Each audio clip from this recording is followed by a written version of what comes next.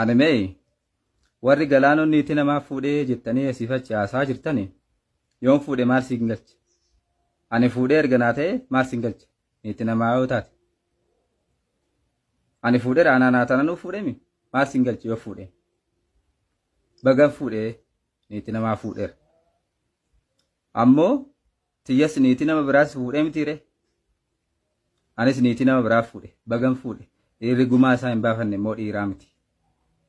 Anis niitii namaa fuudhee gumaa kiyya baafadheera. Ofiin boontuun egaa irraa hambisa isaan beektu danda'e egaa jaagala. Meedaan faana abbaa borichaa argu jedhi galaanu. Yuumaaneerii miti gurbaa yoo nuti shamarroonni wal beennaa bee lubbu. Nuti wal beenna. Isa jaala beektaa? Kan boraafatee ciisu isa jaala beektaa? Kan hammatee ciisu isa jaala beektaa? Alti isa booddaa waliin bule. Horaa bulaayiin. Ay irraan ba'u bee amma mucaan kaleessuma fuudhee mitiree irraan ba'u bee lubbu. No. Jabeessi qabaddu lama ta'a ciisa too sadi ta'a kaa jedhe eebbisi. Kalaas uummateera dubbii. Eebbisa isa viidiyoo hojjadhee fi viidiyoon isaas immoo hin argineedha. Biyya qaata baxabbataa. Garuu dhugaa baay'een gammadee uummanni kun akkasitti uummanni Oromoo kun akkasitti na jaalataa baay'ee dhugaa namni akkasitti na jaalataa yaadeen beeku. Baala addee BBC'n dubbateeraa laata miilana? Maaloo garuu booda akka firaankiidha nuun hin jirre. BBC'n dubbateeraa barbaree keeyyuu naasaa waa'ee haadha manaa kee haasa'uu dhiisa. Gaa BBC maali nuti yoo haasofne hin ga'u BBC maaliif haasa'a? Ani yoo wal qabatanii sooshaal miidiyaa qanii mooneeti biratti hin deeganaa yoo akka himamte malee natti hin tolu. No, indeemu miidiyaa tokko irratti intarviiyuun godhu kana booda. Maaree miidiyaa tokko irratti ba'uu gochuu qabde dirqama. No, miidiyaa tokkicha irratti ba'ee too hin haasa'u waa'ee jireenya kiyyaa inni kana dura haasa'aa ture maal la fayyade? Isa ogaa keeti. Eessa jirti as baasnee jedhu mana warra ishee jirti kajoo qalabatii godhate malee manatti fudhanne maal taatan? Miti kana dura miidiyaa meeqa irratti intarviiyuu godheen yoo xiqqaate miidiyaa ja'a ol irratti wanti inni irraa fayyadame wanti na fayyade hin jiru. Tante wanti na fayyade hin jiru hin jedhin sarreen achuma irratti si argine mimmaanuma keessantu akka si jaalannu nu taasise kunoo faaxa sirratti wal fixaartamu. No, ani beekamtii kana nan argadhee beekamtii ani karaa feesbuukii kiyyaa wanta maxxanseeni malee namni sunis jechuun wanta muudannoo kiyyaani malee miidiyaa irratti kan namni televezyiinii irratti bahee kan hin haasa'e miti. Akka namni bahee televezyiinii irratti haasa'e illee namni hin beekne jira. Garuu ishee ammaa tana xaba godhe sirriitti lubbu lammata akkas hin boochise. Qoy da'usaa Alangee manaa qabdaa? Da'usaa hin ta'inii isa ammaa niitii fuunanii gorsa kana fudhadhaa dhiironni keenya. Fuutee gaafa guyyaa lamaa gaafa guyyaa sadii utubaatti hiitee alangeedhaan hin reebdu taanan niitii miti. Shat godhe. Kanas immoo alangaadhaan reebiitii akka ishii duraa deemtu nu boositi deebiiti. Ante reebdee ariitee toote unuun noosa qayyootu reebdaa miilanas. No, an duraa haadha manaa kiyya duraa sana moo yoo ishii waan meeqa balleessite jechuun osoo nani bakka biraa dhiirri bakka anaa sana dhiirri biraa bu'ee ajjeesuu danda'a si galee. Mee kana seeraan qabee akka duraa akka nuun goone.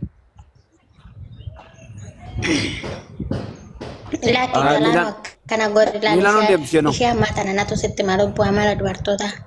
Ati amma Ishiin ammaa mucaan qashtii dhaattee mee seeraan Barbaaden jedhe. Sin fuusisa amma isheen anan fuudhe sun akkam hin bareeddi? Maashaallah. Akkuma namni biraa si yaalaalle garuu yeroo bakka ta'es deemtu of cinaa malee deechisi yeroo ogan makiinaa dhuunfaa bitadhu. Anas hin jedhu. Tuni gorsa kooti.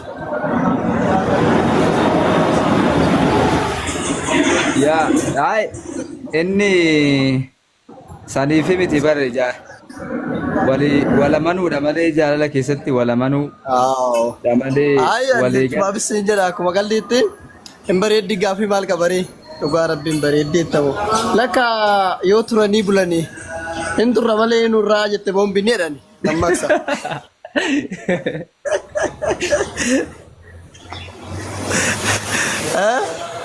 Namni Entu baay'een rabale. Jadi, namni baay'een kanaaf fuudha turte kiyya lakka.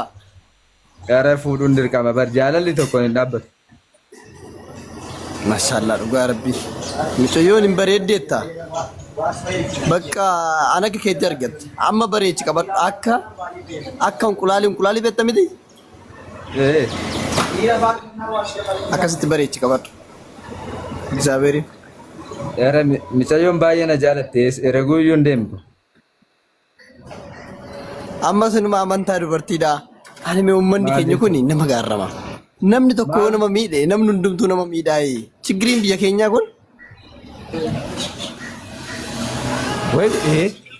Maanni Galo.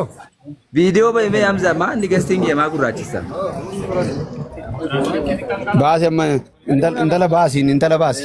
Video of biratti waa miti gal. Viidiyoo Abeet dheeressa. Maate Mimmiidhamtoota lama naante wal wallaanaa wal bukkee taati. maalan ta'e maal eessa kiyya miidhamaa fakkaata. Gorsi dheeressaatiin gorsi galo. Fikkoo fuudhechaan hin jira barne. Fuudhi. eessi. Ante mee fuudha waan baay'ee si gaafata. Maal si gaafata? Anumaayyuu hin qabu amma gaafa fuudhu kana. Baatee fuudhuudhaaf dhugaa rabbi. Jireenya bara kanaa keessatti waan baay'ee nama gaafata. Garuu barsiisan tokko maallaan jedhe beektaa gijee nu barsiisu. Fuudhuudhaan waa lama bichaa qabaadhu jedhe. Takka eelee binaan biddeen irratti hojjetutti dursii bideedha wanti intini distee hojjenee. Lama bakka irra ciistu firaash. Kana lamaan bichaa qopheeffannaan ta'an itti dhuftu.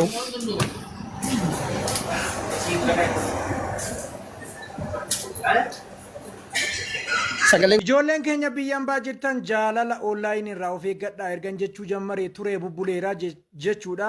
Sagalee tokko dhaggeeffadhaa warraa barattu jechuudha.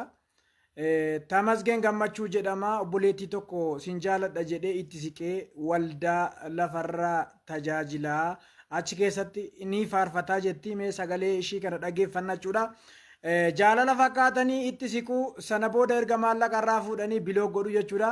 Qarshii 166 narraa nyaate annama waaqayyoodha jedheen itti siqee sana booda erga maallaqa koo narraa nyaate gara Dubaayitti na fudhadhu jedhee gara Dubaayitti sin fudhadhu jennaan biloog na godhe ijoollee innumti wajjin dhalateeyyuu kooberi akkasa goodaa daandii deemaa dhaqee jaallatu hin argatu jechuudha inni wajjin dhalate isa goodaatti irra argataa jechuudha kanaafiyyuu mucaa amma ishiin maqaa dhaa jirtu kanarraa akka of eeggattan dhaamsa keenya isin beeksifna jechuudha jaalala onlaayinii irraa immoo of eeggadhaa yeroo hundumaa isiniin jedha garuu isin jaalala onlaayinii kanarraa fagaadhaa gaafa isiniin jedhan akka waan namni jallinatti isin gorsuuttidha kan isin fudhattan jechuudha kunis barumsa isinii ta'aaf miidiyaa irratti ol baafne wangeela dawoo godhatanii faarfataa fakkaatanii irraa nyaachuun abadan ijoollee gowwomsuun hin taatu dhaggeeffadhaan gadhumaatti gaa'ila maatiin hin beekne gaa'ila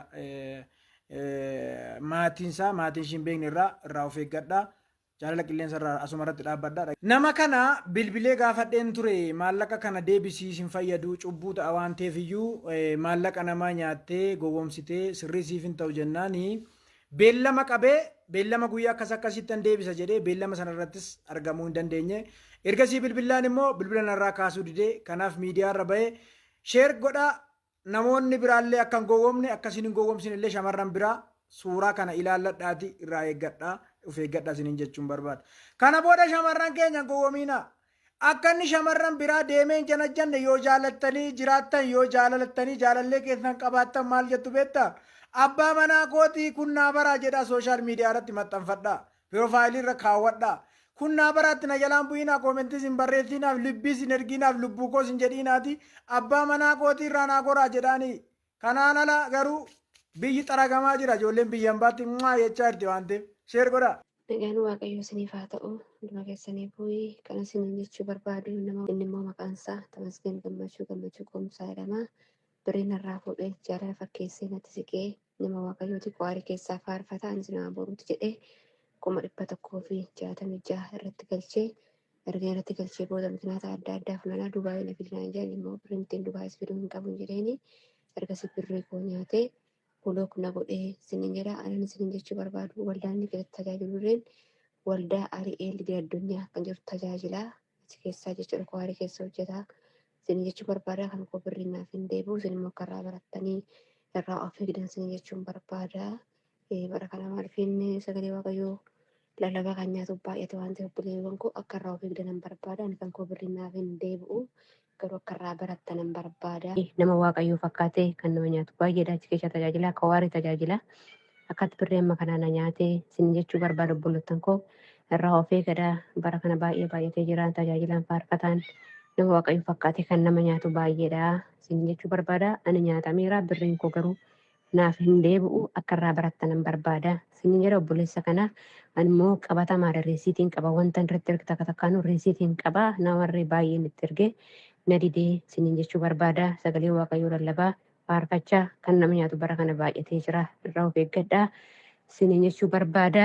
Ani nagaa godhan jira nagaadha dhugaa xiqqaatis bakka jiraattu yoo eegamte isaa kana geessisan jedha fiqirii namaa dhugaa baay'ee si jaalladha xiqqishaa uddee dhugaa waddishaa addunyaa fiqirii ishee baay'ee si jaalladha dhugaa nagaa kedhaan fedhan kan bakka jiraattee dhugaa naaf keessa jiru irratti fakkaata booda guutuu eegasan jira kana maaluma keessa jechuudha akkas nagaadhaan fedhan akka fuuluu maal fakkaata sammanni maal fakkaata bira bakka naa jiraattee eegamte isaa kana nageessisaa Aku nak urusin jalan saya, ada muka kata tak aja aku baru mau sini aja jelas sudah di para jelas. Bekam. Kata mana? Kuliah kau warga rumah keessa jirtan akka hojjettanii fiddan hin beekna waan ta'eef akka barumsa barattan barbaada sin jechuu barbaada fudhatuma. Obsi namaa daangaa qaba yoomuu daangaa isaarran darbu amma dhumaatti naaf obsite jaalalli kee nuuma hin qabu.